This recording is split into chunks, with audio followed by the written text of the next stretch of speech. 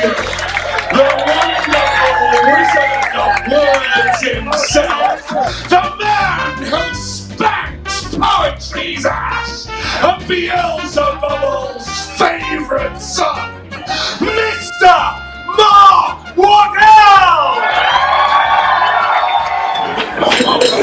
Okay, a fistful of assholes. She'd woken up that morning to find she was the proud owner of a fistful of assholes. She couldn't remember where she'd found them, nor could she open a hand to have a proper look. Assholes were not attractive to her, but she knew they were there inside her clenched fingers. She could feel them against her skin, slippery, pouting, and throbbing. She estimated there to be 3 assholes, puckered and alive. She was a mess now and badly needed rid of them, knowing them to be no good.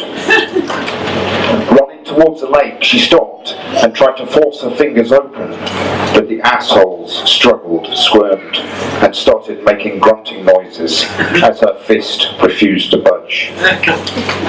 She took an axe left by the woodcutter and chopped her hand off in one neat movement, throwing it like a twisted Excalibur into the blue depths. 3 centuries later,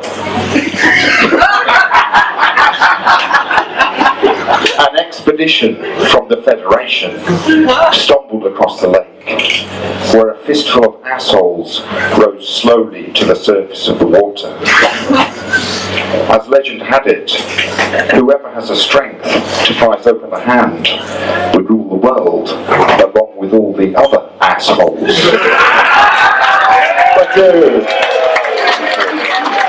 Okay, this next one is called Crying Tears in Space.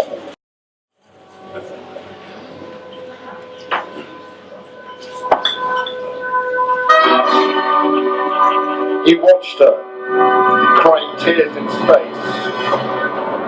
Big balls of the transparent, gloopy stuff suspended just beneath her bloodshot eyes. Zero gravity playing its tricks. The amoeba-like salty globes quivering, as if about to burst, but somehow always hanging on, never falling. And whilst he regretted having to break up the relationship, he'd made his decision. She said he could have found a better time to tell her, there being nowhere to hide from each other. Somersaulting as the astronauts were, some 143 miles above Earth in a fucking tin can. But they both knew, like the tears, they couldn't fall, head over heels, in love again. This one is called Pringles and Dirty Sex. The more Pringles she ate, the dirtier the sex she demanded. So I lavished her with bouquets of the salty snacks. Until we committed an act of such unspeakable filth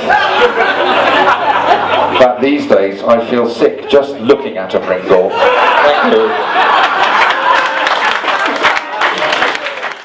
This is called That's Not My Suitcase. I hear myself saying, that's not my suitcase, over and over again. But the customs official, the one who never smiles, just nods. A week later, I sit in a cell. 10 years later, as I leave that prison, the warden gathers up my belongings, and I hear myself saying, that's not my suitcase, over and over again. Thank you. This next one is called Be Brilliant. Be brilliant. Those were her words to me before I walked on the stage. I was nervous, of course, this being my first time as a porn actor. But I needn't have worried, as like all men, I was, of course, brilliant. Thank you. Thank you. That's to all the men out there, that's the truth. have a Ferris wheel that never turns. Oh, what agony to be a Ferris wheel that never turns. Just stands there, rusting in the radioactive fallout zone that is Chernobyl.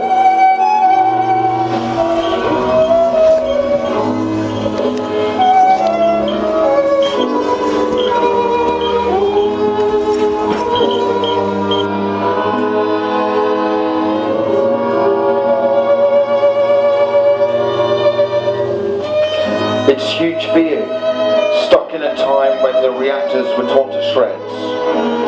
On the 26th of April 1986, sharing a birthday with Jet Li, Chinese martial arts expert and action movie star.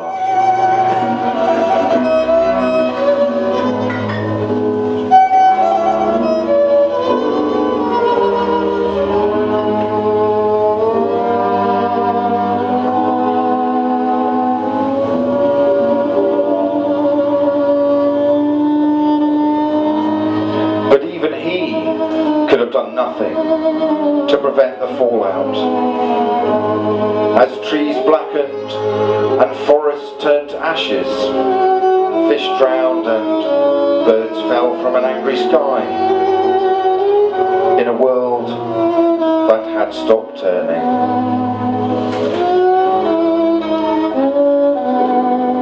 This is for you then. This one is called 3 Bob Marleys in the Kitchen.